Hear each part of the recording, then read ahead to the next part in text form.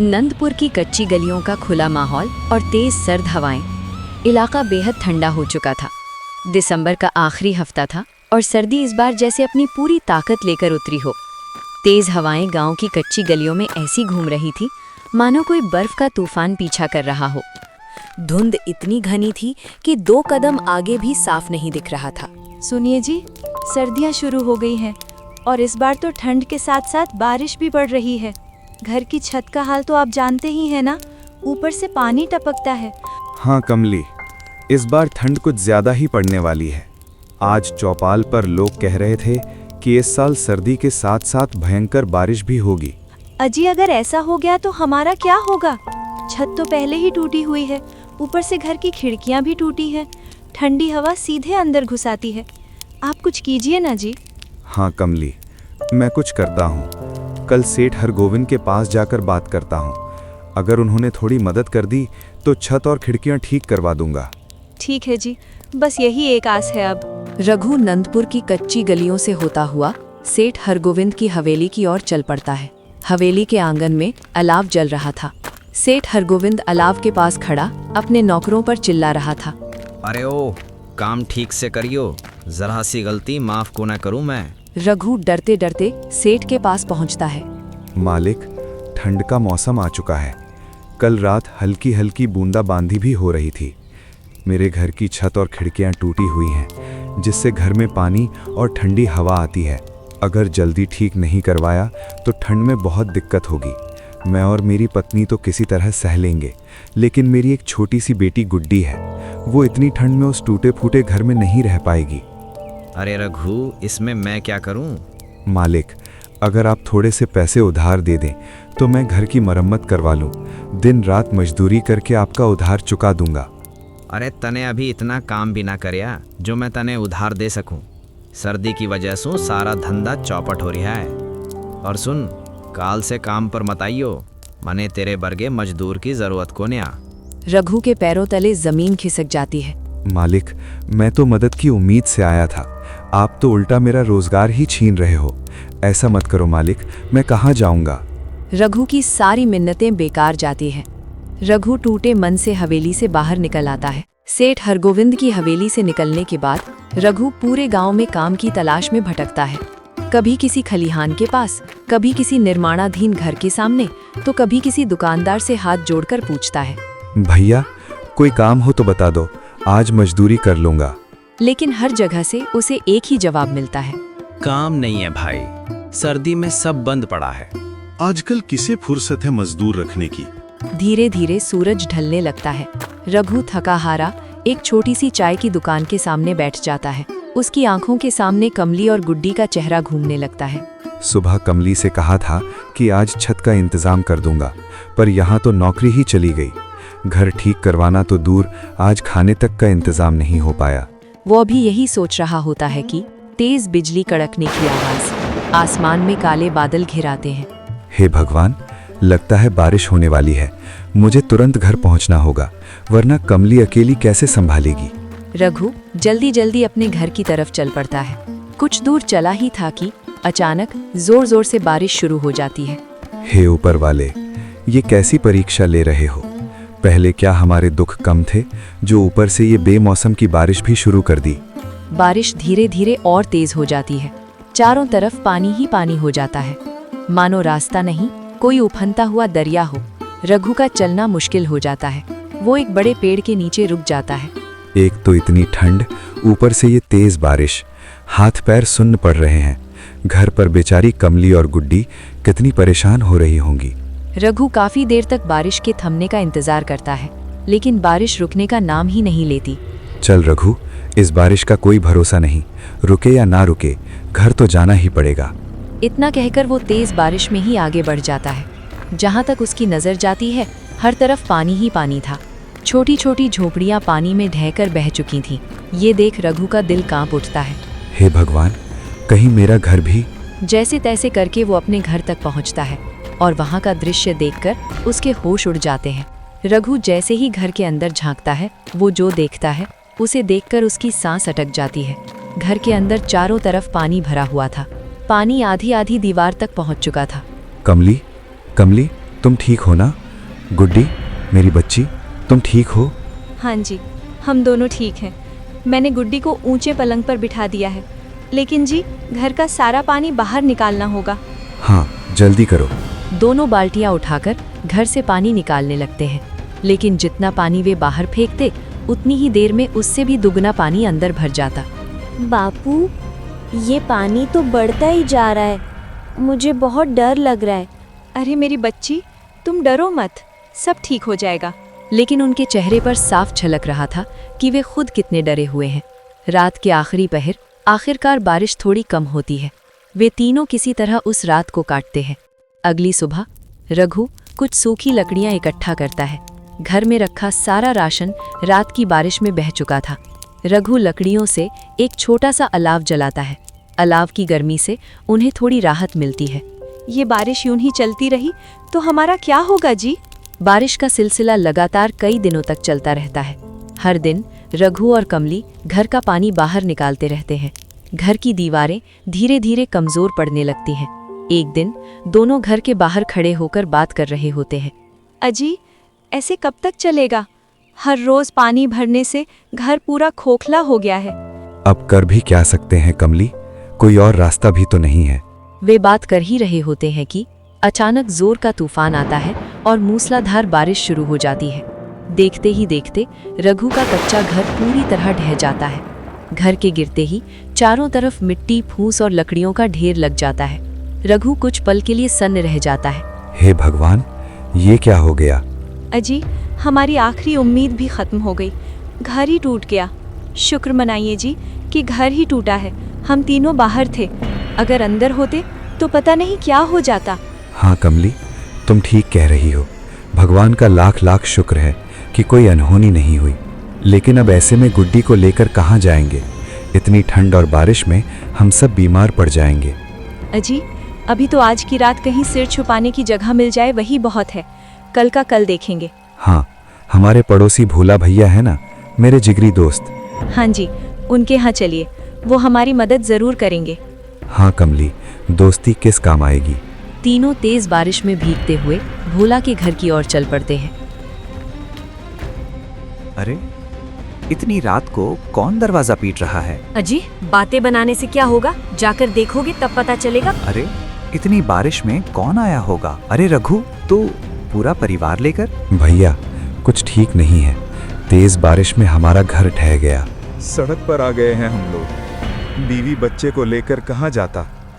आज की रात क्या तेरे घर रुक सकते हैं? देख रघु, दोस्ती अपनी जगह ठीक है, मैं तुझे रख भी लूं, पर तेरी भाभी कभी नहीं मानेगी।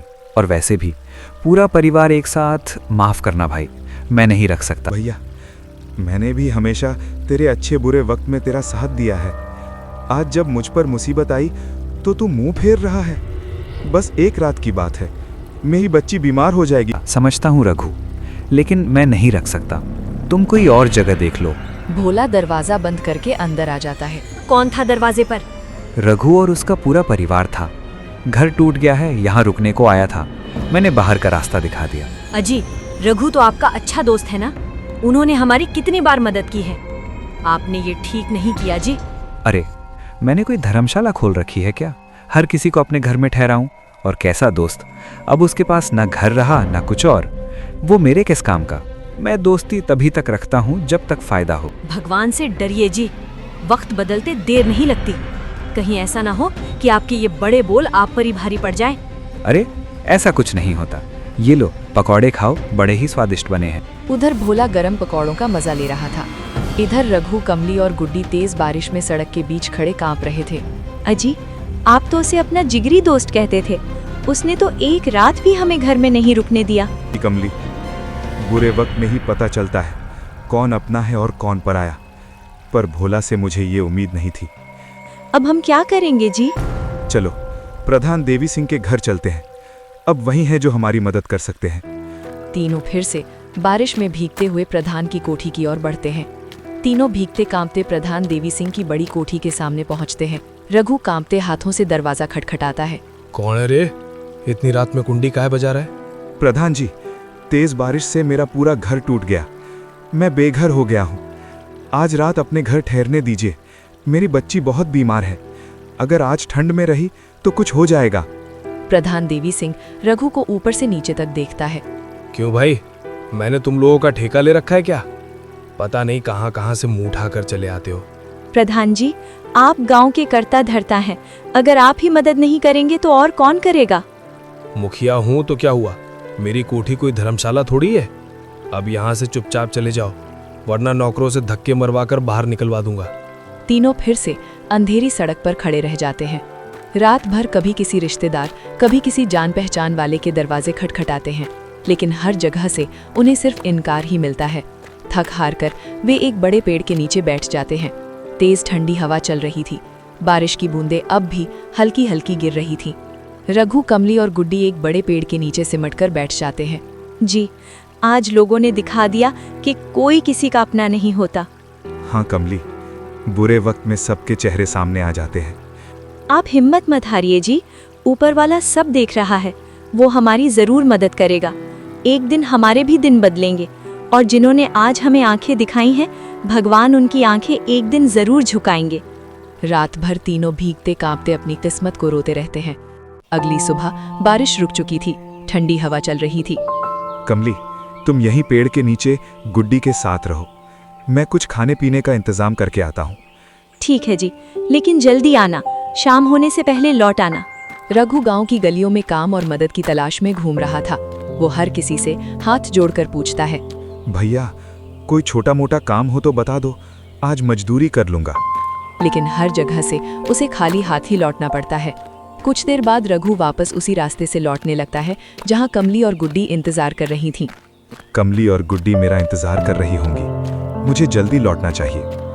जैसे ही वो आगे बढ़ता है, उसे नंदपुर की चौपाल के पास भीड़ दिखाई देती है। आज यहाँ इतनी भीड़ क्यों लगी है? वो एक आदमी से पूछता है। अरे भाई, वो बीकानेर वाला अमीर सेठ रूपचंद है।